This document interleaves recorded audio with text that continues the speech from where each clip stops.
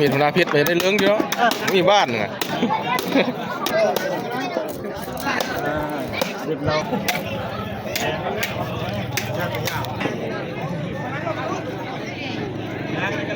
แสดงความเสียใจนะมาคนวันเดี๋ยวทีมงานมาทั้งหมดเลย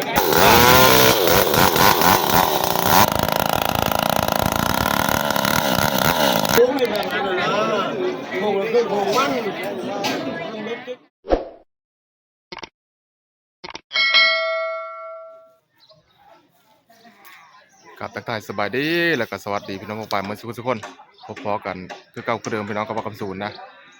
วันนี้ก็อยู่บ้านพี่น้องมีข้าวกับเศร้าสลดใจเนาะพี่น้องบ้าคำศูนย์นี่แหละพี่น้องเลยอันเพิ่นเสียชีวิตนะคือพอบ่าวคนวันบ่าวคนวันพาลุยเพิ่นพอเพิ่นเสียชีวิตแล้วพี่น้องเลยนายผ่านบ่าวคนวันเพิ่นวันนี้ก็มาส่งสการเสียตั้งแต่เมื่อวานตอนกลางคืนเวลาบ่าย2:30นะวันนี้ก็มาส่งสการเดี๋ยวสิถ่ายบรรยากาศเธอพี่น้องในเบิ่งนะความเศร้าสลดใจบรรยากาศวิธีอันส่งสการทางบ้านนอกบ้านนาเฮากับเฮ็ดเนาะเลยพี่น้องไปติดตามรับชมไปนำกันพี่น้องเอ้ยก็ขอแสดงความเสียใจนำบ่าวคนวันพาลุยเด้อที่เสียเสาหลักของครอบครัวไปพบอันปีเดียวแล้วพี่น้องเอ้ยก็พอบ่าวคำศูนย์ก็เสียไปปีนี้เป็นปีสูญเสียนะบรรยากาศตอนนี้ก็เขาเจ้ากำลังมา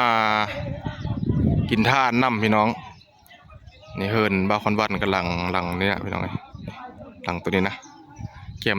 อยู่เกมทางนี่เฮินบ่าวคนวันพาลุยตอนนี้เขาเจ้ากำลังมาร่วมกินท่าน้ำมาแสดงความเสียใจน้ำบ่าวคนวันพาลุยกับครอบครัวเพิ่นว่าเพราะมันก็เป็นนันสมาชิกพรรคนะงานจัดงานศพมื้อนี้ก็สิได้มีสมาชิกพรรคมาร่วมแล้วก็มีการมอบพวงมาลัยไว้อาลัยให้แก่บ่าวคนวันเพิ่นเดี๋ยวเข้าไปชมบรรยากาศน้ำเดียวพี่น้องก็ขอแสดงความเสียใจอีกเทื่อนึงเด้อบ่าวคนวันพาลุยเด้อเอาสู้ต่อไปให้กำลังใจคือเก่า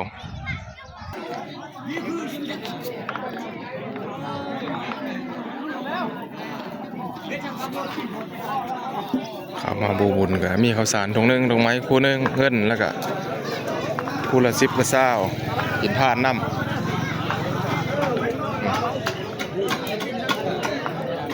ตอนนี้ข้าเจ้ากำลังเฮ็ดบ่อนหามไม่ต้องเลยบ่อนหามแต่สมัยก่อนเขาหามมาได้สมัยก่อนเฮ็ดสารไม้ไผ่บ้านเฮ็ดกระแตะแล้วก็หามแต่ว่าสมัยนี้เพิ่นเอาขึ้นรถไถเนาะสมัยนี้สมัยก่อนพอดีหามหอดภาษาพุ่นละไม้ไผ่บ้านกำลังสาร4 ดอกเดียวนะ3 ดอก3 งานแล้วมาเพชรเป็นเคยเขานี่เลินเป็นเคยนี่มันงานนักได้มาเนี่ยเป็นเคยต้องได้เฮ็ดทุกอย่างหมดแล้วจนจบพิธีพุ่นละเป็นเคยนะ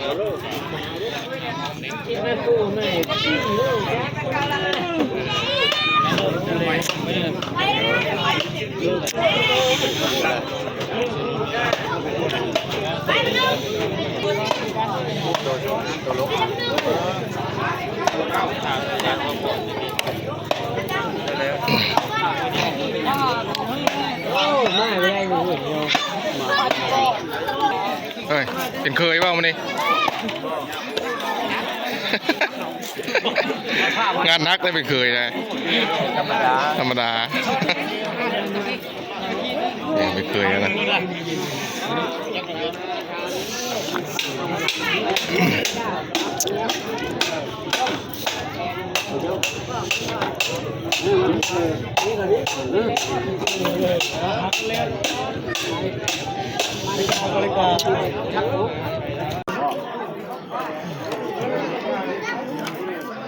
จังเลยเฮ็ดเลยจังเลยเฮ็ดเลย กว้างพวกกว้างเนาะ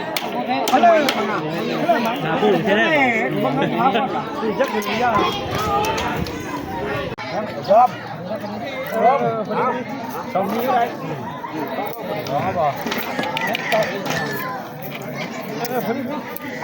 เอาตัวไม้ก้อนตัวไม้ก้อนตัวไม้ก้อน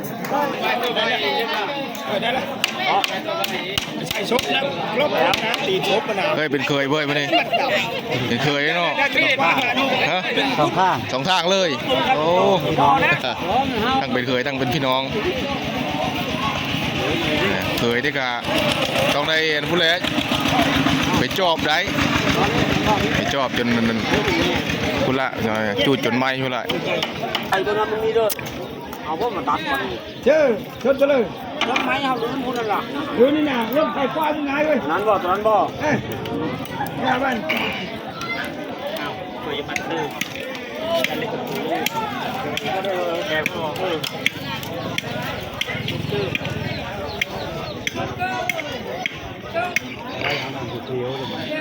มีแต่ใช้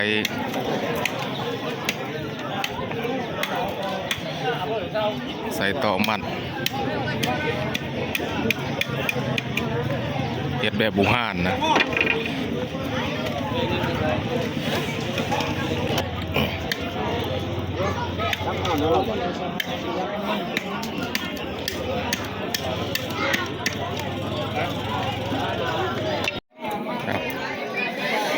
วันนี้กับเขาเจ้าสิใส่อันตอกมัดตอกเอามาจากไหมที่เฮ็ดอยู่นี่แหละ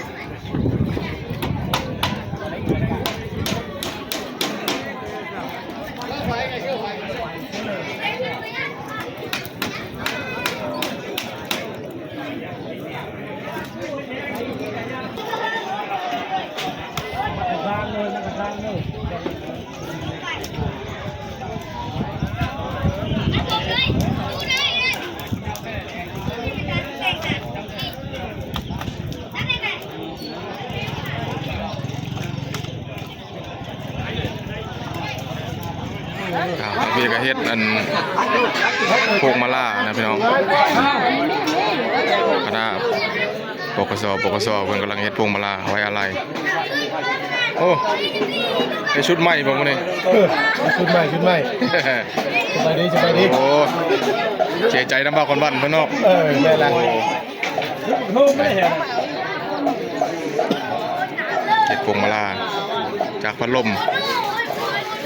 เพราะว่าต้องเดี๋ยวงานแล้วก็จะได้ไปเอาไปใส่ต่ออีกเนี่ยเฮ็ดจากพัดลมพี่น้องเว้ยแล้วก็มีสามัญมีอันปกสแน่แล้วก็คณะบาลแล้วก็หน่วยงานภาคเมืองมี3 อันมี3หน่วยงานนะ แม่บอกว่ามีสำรวจที่ไหน2 คนดู ว่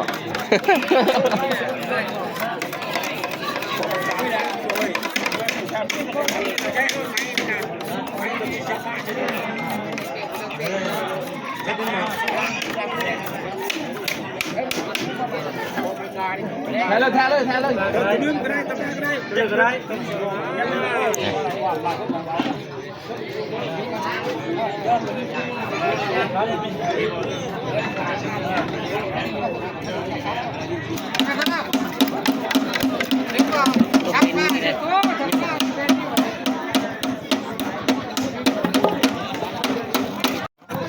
ถ่ายเลย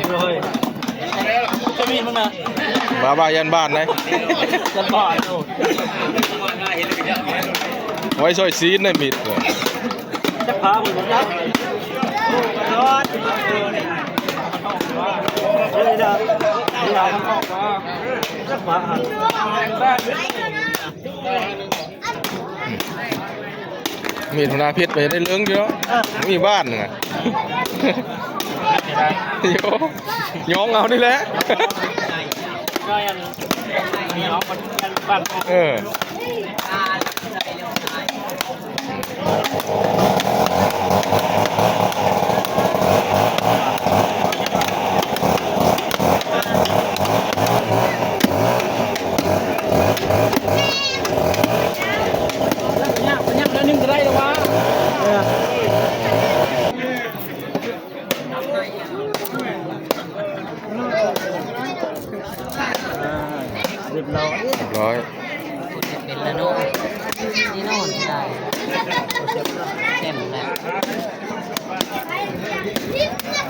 คือได้แต่เฮ็ดได้คนคือได้แต่เฮ็ดได้อ๋อคนคือได้แต่เฮ็ด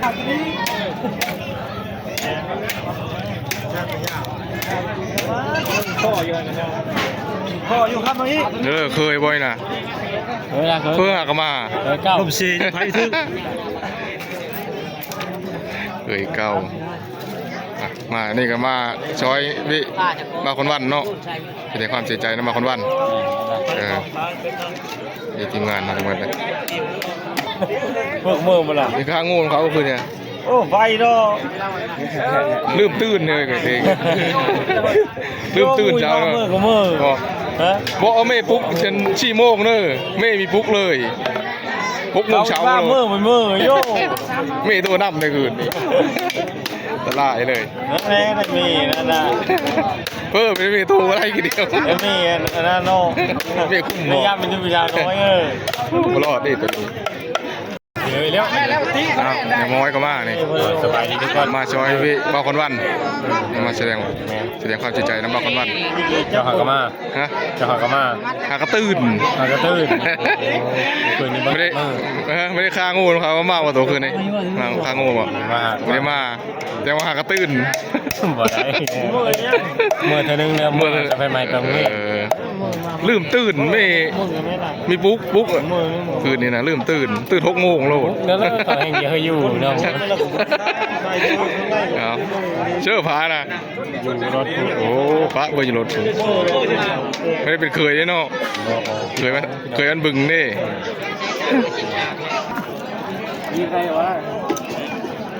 อันนี้เป็นเฮ็ดบอนนั่นยาคู่เพื่อนหนังนะขอบคุณเป็นบอนว่างศพคนเนาะเป็นบอนว่างศพนี่บอนยาคู่หนังแล้วก็เทศเป็นหอดภาษาพุ่นละ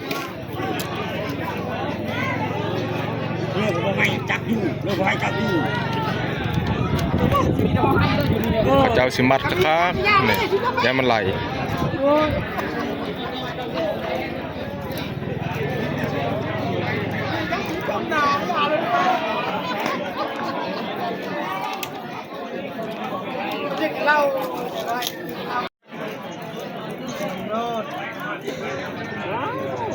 เป็นคนส่งไอ้หนูเขา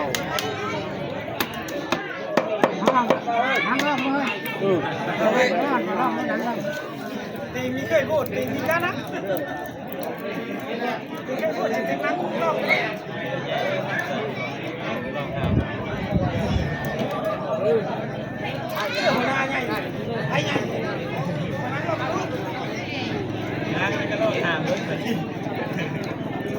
เฮ้ยคนหนุ่มน้องไปเฮ้ยพอได้เลย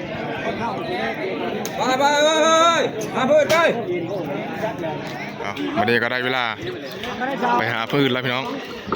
แก้วเคยกับพอดีไปหาพืชนะ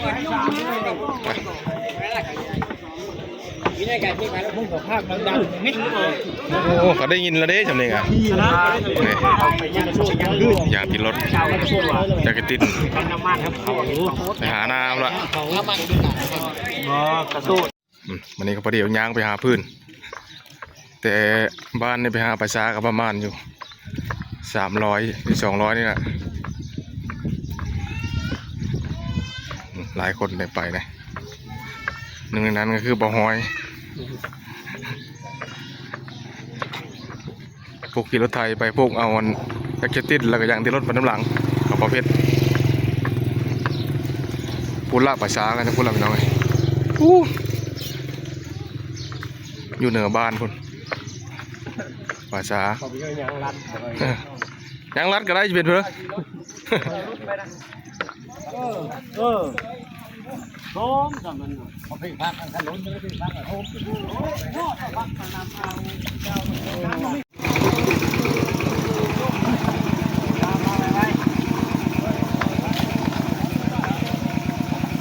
ตอนนี้ก็หอดปลาซาแล้วพี่น้องเลยหอดปลาซาเลยดงใหญ่นะปลาซาบ้านบ่าวคำสูนนะไม้กระไรมาหาฟืนนี่ก็มาหลายคนมันยังแล้วไว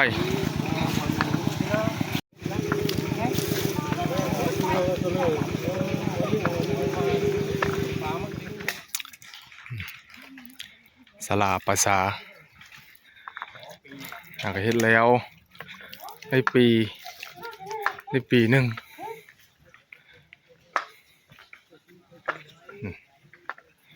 ทางพุ่นนะบอนนั่นภาษาใหม่หลายๆศพแล้วได้ภาษาใหม่อีกอะ นี่ทางพีนถาดพอบาคำสูนนะพี่น้องเลยเดี๋ยวย่างครับไปเบิ่งก่อนมื้อแรกยังกันเอาน้ำส้มน้ำหวานมาถวายเพิ่นนี่โอ้เหลือไว้แต่ความทรงจำพอเอ้ยลูกก็อยู่ดีมีแห้งชั่วทุกคนแหละคือเก่า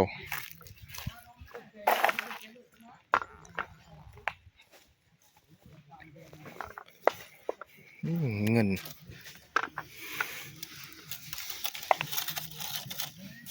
เลขมัน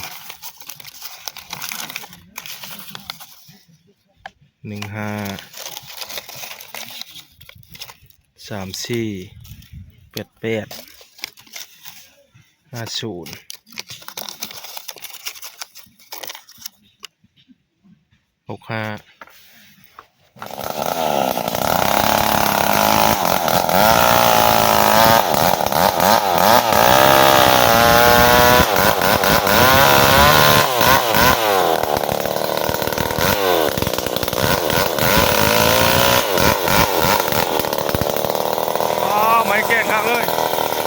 ไม้เพื่อนนะไม้เพื่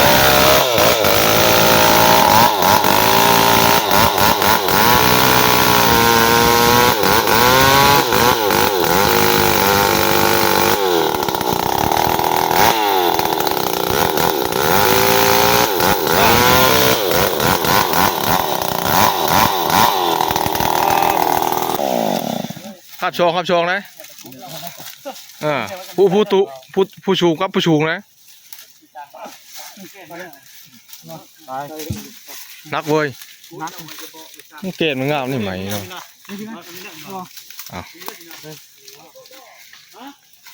โอ้ป้า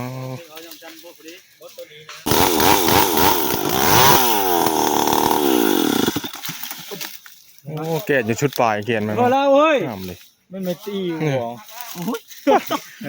ว่าไปได้ก็ได้อยู่เลยก็มันได้อยู่ แม่นแล้วมาตี ถามมือหัน นั่นเพชรกันเอาไว้โบนี่ลุ่มๆเพชร กูมันจะเป็นก็ เอาก็เอาตัวเอาล่ะ โอ้กูนี่ก็จะเป็นกูแล้ว เอา โอ้มักอยู่กับหามแลนนะ แล้วเขาไม่เอานี่เอามาสิบ่ มันนี่ก็ เอาไม้มาเล่นรับนี่ตัวนี้ มันก็ของพ่อนะ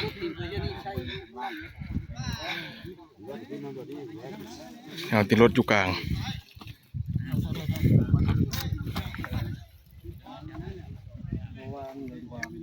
ตัดสลามเพียงบ่นั่นน่ะมันวางไว้เลยอันน่ะยัดคันยัดน้ำปูนั่นก็เอาคนนี้เอาโอ้ตัวใช้รถจนมันก่อนนี่น่ามันติดกันก่อนครับ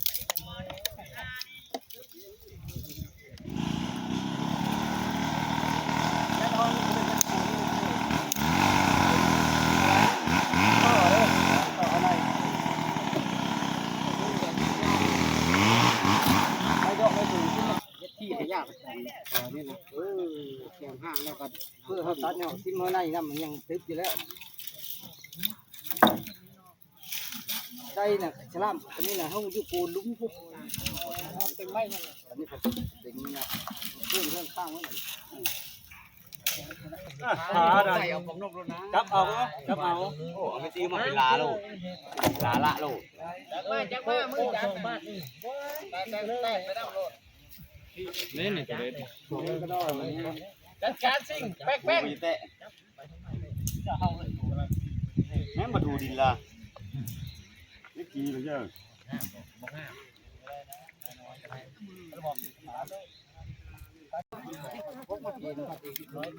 เดี๋ยวมันจะหย่อชุดมันเชื่อนำปล่อยพวกจะมาเอาเกศจิ้มชนเชื่อนำหรอ ได้ชนิดนี้ มันอยู่แบบนี้เนาะหมดเนาะ ตัดไปน้ำแล้วก็ไม่ เอาดูไม่ได้อยู่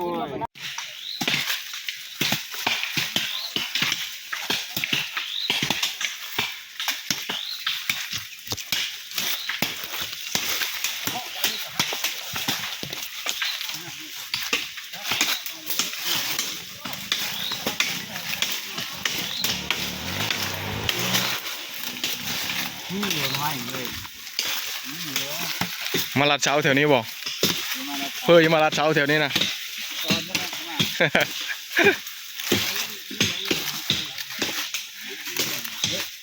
เป็นแต่มาลัดเช้าอยู่ได้เลยคืออยู่ได้ไปเพื่อไก่ก็รอเอาแถวนี้แหละ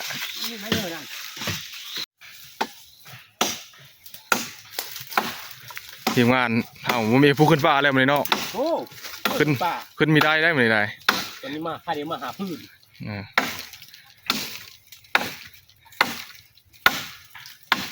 โอ้ผาไม่เลิกแล้วผาคนขี้ค้านน่ะนะ คันพันบ้านหมู่บ้านเข้าเลยเอาบ้างคือแล้วบ้างตัดเลย มา พี่ตัดเธอได้ โอ้ลำน้อยกันเลยมีนะโอ้อาวุธมันยังโหดแล้ว โอ้ยสั่นสองสบายฮัก บินแล้วนะนี่เหี่ยวบินละ งานบ่คือข้าทาบ่ ไปไหนโอ้ไหนไปไหน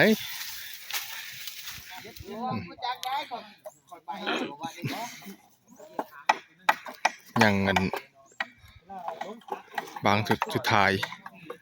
มี7นะ7ชั้นหรือ7บาง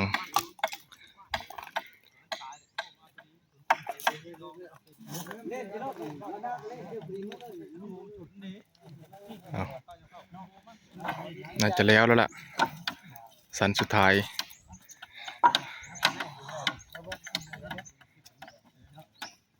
บ้านเรากินเลยจริงๆเที่ยงเล็ดนี่เขาว่าเอาของประเทศนี้ได้นี่ครับสาเดียวตายกว่าอีกคนเอา เอาแล้วก็ของปอนเอาก็แล้วพี่น้อง7 ทานบ่อนอื่นเขาบ่อนละ3 ทานอันนี้เฮ็ดตามที่ตามคลองนะใส่7 ทาน7 สัน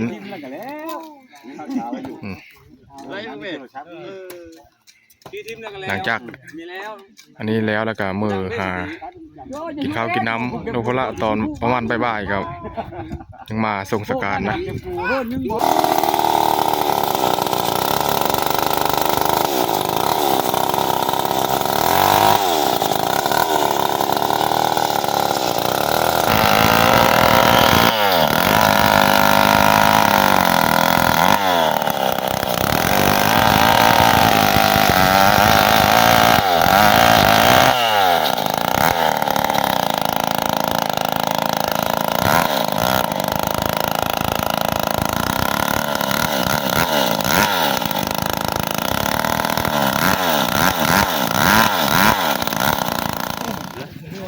วันนี้พื้นแล้วก็ของพอแล้วพอดีมือได้ไหม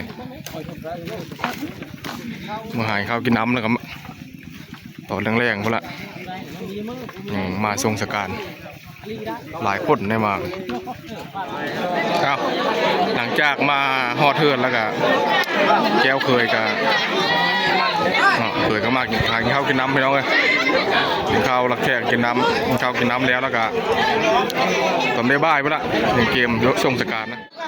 ตอนนี้ก็เขาเจ้ากำลังสิเตรียมพร้อมแห่ศพเห็นไหมทรงสการมีแม่ขาวแล้วก็มีผู้บวชหานำนะยาคู่นะบวชหน้าไฟเนาะหลายคนอยู่ได้บวชหน้าไฟกันแม่ขาวก็มีตอนนี้กำลังก็เกมโตเนาะแก้วเคย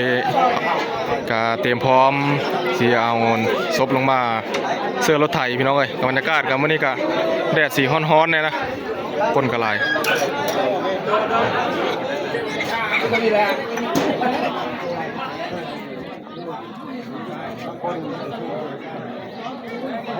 แม่มันตาไปแล้วแม่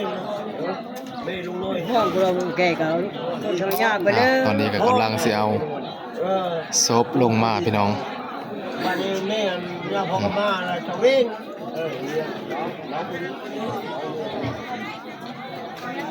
บอลมันนี่เจ้ามันนี่เจ้าเก่งลุงน้อยนะแม่มันก็หายไปลึกลึกทางนอกมาถ้ามันไปไม่ได้ก็จะมุ่งเมฆเขียวอะไรจะไม่ได้บอก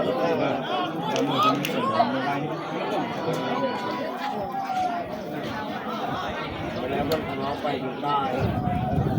แล้วมันได้ไปอยู่ได้แล้วก็ต้องบอกเลยตามมาให้เลยที่อยู่ตามไม่ได้มันนี่ตามมันขาเขาโอ้มันลิ้นเลยลิ้นจากแต่มันมีเสียรับน้องมีแผลดีแผลมันตายแล้วเราเขาเองคือเด็กฟังอันนี้เราคือโค้งมันคือโค้งไม่แบบนั้นนะโค้งเราคือโค้งมันเม็ดจิตไปเดี๋ยววะเดี๋ยวพวกมันอีนี่เนาะอีนี่เนาะก็เป็นไปนี่คือไม่ได้ตรงนี้เลยโค้งเราคือตายเราคือดีอย่าแล้วไปวิ่งให้กันหน้าเลยน้องก่อนโดนชิงเจ้าประการเขาก็แต่งมาของพ่อแอนพวกเรื่องพวกลูกวัวตายแล้วไปแล้วมาไปแล้วไปทิ้งไม่มีได้ไม่ไปแล้วโค้งเลยก็ไทยแกข้าวเนี่ยก็จะไปก็จะมาเลยโย่แม่ตำนาพาตำหลังตัวน้อมือนี้ก็ได้มือนี้ก็ได้ใส่ข้าวมีหน้ามือหน้าก็ได้ใส่ตาหินเอาใส่มือน้อ วันนี้ก็เตรียมเรียบร้อยแล้วพี่น้องกับญาติพี่น้องกับพากันเตรียมตัวส่งสการแล้วบ่นี้ไปสู่สวงสวรรค์สั้นฟ้าพุ่นละบอกกันวันเลยอยากคู่กับโจน้อยไปก่อนจุงพี่น้องกับคำควรมองให้วาระสุดท้ายของชีวิตแบบนี้แหละไม่มีไฟหนีได้นะพี่น้องนะนี่ก็ห้าวก็ได้ไปส่งสการเพิ่นเป็นครั้งสุดท้ายไปส่งเพิ่นจากโลกนี้ไปสู่โลกหน้าไปสู่โลกใหม่เป็นสวรรค์สันฟ้าพุ่นเด้อบอกกันวันเด้อ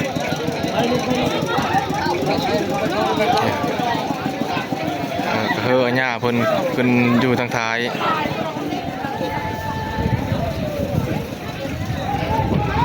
คนหลายนะ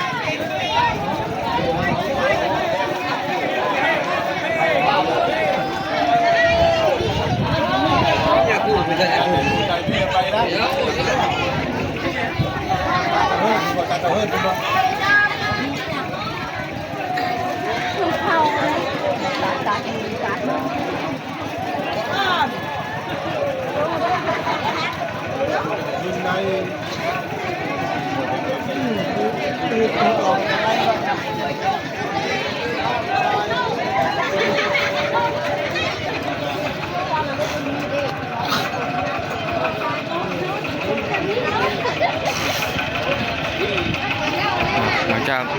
เอาลงมาแล้วก็สิพุ่นละแห่ไปปลาซาพุ่นละพี่น้องไงพี่น้องวัดสุขคนเนาะญาติพี่น้องกับเพิ่นมิตรสหายมาส่งวาระสุดท้ายของเพิ่นส่งอยู่พุ่นละปลาซาพุ่นละเอา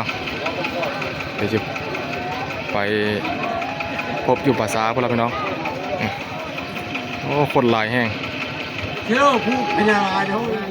ตอนนี้ก็มาฮอดป่าช้าแล้วพี่น้องกำลังอ้อมกองฟ้อนหามอ้อมกองฟ้อน3 รอบนะ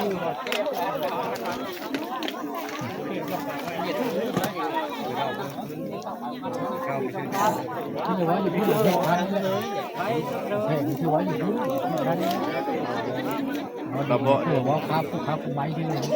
ก็ใช้มาครับแล้วก็แท่งนิดนึง แต่ว่าจะไม่มีแม้แบบคุณทับไป ก็แต่ก็แพงนี่ใช่ก่อนสิท่าว่าคนนั้นเป็นได้ไหนคุณชิ้นให้น้ำ ครบ3หอบ คุณใช่เพราะชี้ได้นะตามอันนี้นะก็ได้โหยเนาะเสื้อผ้าว่าเนี่ยเขาไม่ได้อาศัยอย่างนั้นอันนี้นะผู้ควายเดินชนได้ไม่ได้ใช้ได้ โอ้เอาธาตุในป้าเนี่ยมันก็เม็ดนึงนะแต่ผมเอาเม็ดนึงแต่ละคนเนี่ยนะตีนมือเมียตัวนั้นช่วยคนเริ่มมีหัวเปียกไปตีพี่ก็หน่อยก็น้อย ไป เขาก็เห็นแล้วประกอบ ตัดก่อนละวะเฮ้ยตัดเลยเขาเห็ดแล้วหรือ แล้วเลยนะ เห็นแล้วโลกโลกปัด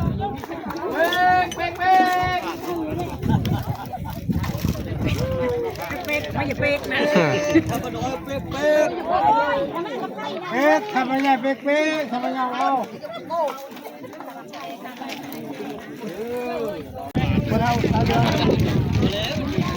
า แถวนี้นะแม่นนั่นซบนี่ก็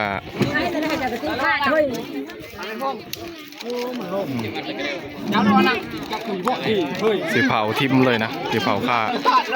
เผาโยนใส่กองพอดเลยบางบ่อนกับเผาตั้งหากเลย ใช่น้ำยาใช่เอ้ย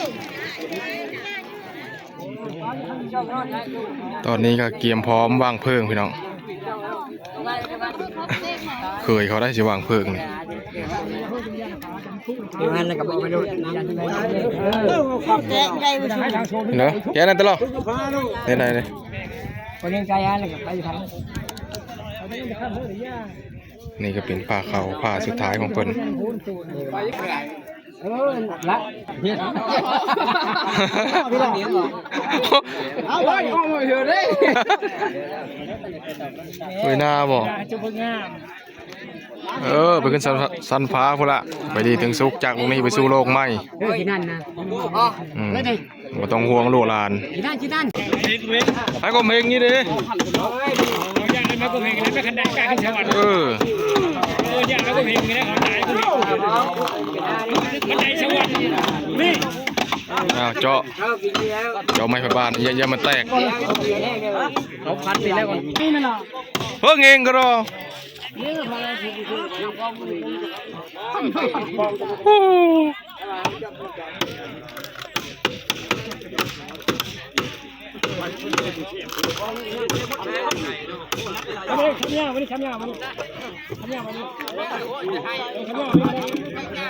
ดี๋ยวไม้นี่ไม้คมเพงเขาอื่นนะกายข้างนั้นข้างนี้นี่ใส่น้ำมันข้างในมีที่รถ2 อัน น้ำมือเนี่ยโทรหอเราเป็นโทรก็จะเป็นม่วงปิ้ง เฮ้ยเลยนะ โทรหาแล้วก็จะปวดเชงไงจ๊ะเดี๋ยวยันมันติดเคืองนี่หมดเลยอะไรติดบางโทรบางโทรโทรเลยมีเอาเพิ่ม กี่ร้ายล่ะฉันมึงอะกุมล่ะไปวันนี้สุ่มคุยเขาเจ้าก็เตรียมไม้เพื่อมันนะบัดนี้เพื่อทำการพิธีไล่ผีพี่น้องไล่ผีออกจากเฮือนสิ่งที่บดีไล่ออกจากเฮือนนะผีโหกุดโหโดนบอกมีอย่างนี้แหละกำลังเตรียมพร้อมตั้งเฮือนกับตั้งหาอยู่ได้เตรียมเด้อจุกตาเดียวได้สั่งข้างหลังไม่ถึงนะ ตุลาโลดแ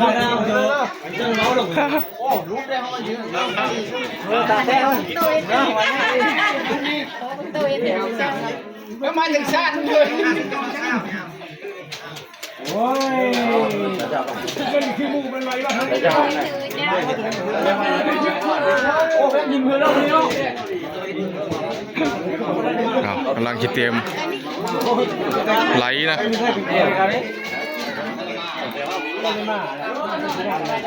สลามา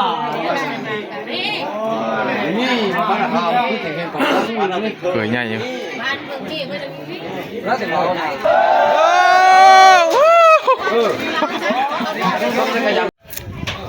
ครับโอเคทุกคนหลังจากที่มาในช่วงสการแล้วก็วันนี้จะได้เคลียร์เวียกงานต่อนะโตเต็นกับพ่นเมื่อมาแล้วนี่สำหรับคลิปนี้ก็ขอฝากไว้เช่นนี้ก่อนเด้อพายเป็นของฝ่ายมือทุกคนขอบใจไอทีไลน์ที่เข้ามาติดตามนะครับชมเป็นกำลังใจให้บ้ากับศูนย์นะและก็ขอแสดงความเสียใจนำเบ้าควันวันพาลุยพนเนาะที่สูญเสียเพราะเสาหลักของบ้านเหมือนกันไปสำหรับคลิปนี้ก็บ๊ายบายทุกคนเจอกันคลิปหน้า